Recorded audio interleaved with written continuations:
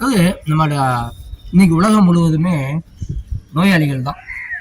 ஒரு காலத்தில் அதிகமான ஆரோக்கியமானவங்க இருந்தாங்க, கம்மியான நோயாளிகள் இருந்தாங்க. இந்த அதிகமாக ஆரோக்கியம் உள்ளவங்க அந்த கம்மியான நோயாளியை பார்த்து ஆறுதல் சொல்லி அவங்களுக்கு உதவி செஞ்சு அவங்க குடும்பத்தையே காப்பாற்றுவாங்க.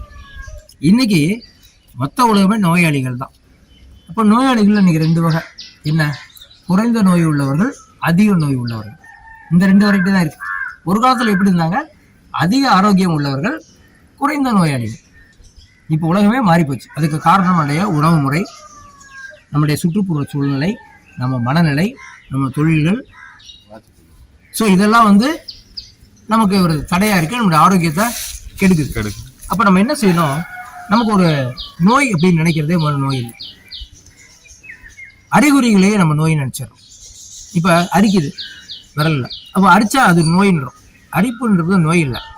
உங்க ரத்தம் கெட்டு போச்சு, உங்க ரத்தத்துல அமிலத்தன்மை அதிகமாயிடுச்சு, அப்ப அரிக்குது.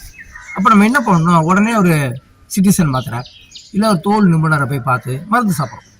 முதல்ல என்ன செய்யணும்? இதுக்கான பொருள், உணவுப் பொருள் என்ன, எந்த உணவுப் பொருளை தவிர்க்கணும், எந்த உணவுப் பொருளை சேர்க்கணும், எந்த உணவுப் பொருளை எப்போ சாப்பிடணும், எப்போ சாப்பிடக்கூடாது, எந்த மருத்துவத்தை தேர்ந்தெடுக்கணும், எந்த மருத்துவம் இதுக்கு உகந்தது இல்லை அப்படின்னு தெரிஞ்சுக்கணும். அடுத்தது நம்மளுடைய லைஃப் ஸ்டைலை மாற்றினா இது எப்படி குறையும் அப்படின்னு தெரிஞ்சுக்கிட்டு, தெரியலனா என்னை போன்ற நபர்களையோ இல்லை வேறு சில என்னை போன்ற ஒரு டீச்சர்ஸையோ நீங்கள் பார்த்து என்ன பண்ணலாம்? உங்கள் டவுட்டை கேட்டுட்டு கிளியர் பண்ணிவிட்டு நீங்கள் செய்யலாம். எடுத்தோன்னா டேப்லெட் போன்ற ஒரு தவறான முறை. எந்த தலைவலி வருது, உடனே ஒரு பேராசிட்டமால், ஒரு டோலோசிக்டி அப்படிலாம் போடாமல், இப்படி ஒவ்வொரு விஷயமும் அதுக்கான காரணம் என்ன, நம்ம என்ன தப்பு பண்ணுறோம், நம்ம என்ன சாப்பிட்ணும், என்ன சாப்பிடக்கூடாது, இப்படி நம்ம லைஃப் ஸ்டைலை மாற்றி, உணவு முறையை மாற்றி நம்ம கொஞ்சம் சிந்திச்சோம்னா அந்த நோய் நம்மள்கிட்ட போயிடும். நோய் இல்லை, அறிகுறி போயிடும்.